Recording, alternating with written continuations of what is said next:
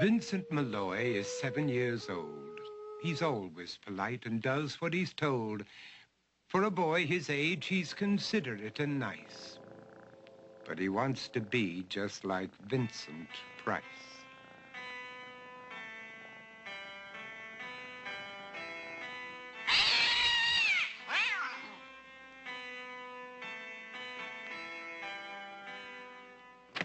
He doesn't mind living with his sister, dog, and cats, though he'd rather share a home with spiders and bats.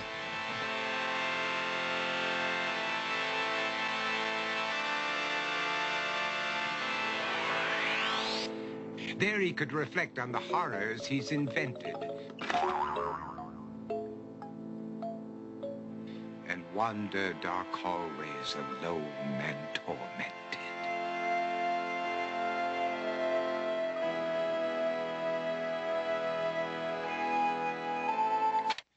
Vincent is nice when his aunt comes to see him, but imagines dipping her in wax for his wax museum.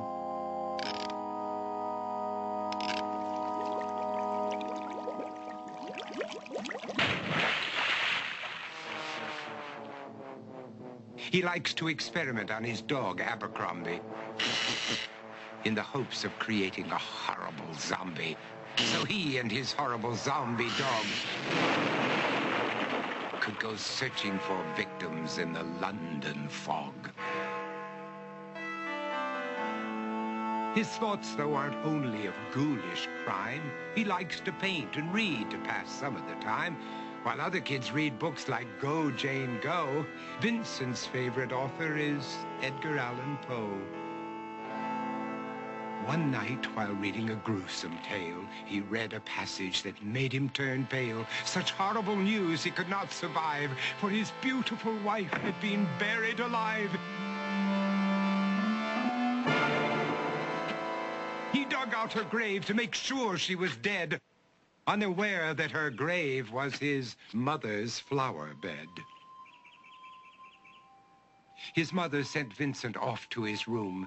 He knew he'd been banished to the Tower of Doom, where he was sentenced to spend the rest of his life alone with the portrait of his beautiful wife.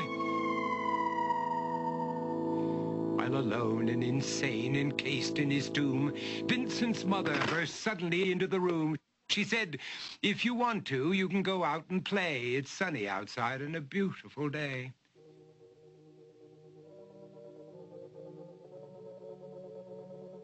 Vincent tried to talk, but he just couldn't speak. The years of isolation had made him quite weak.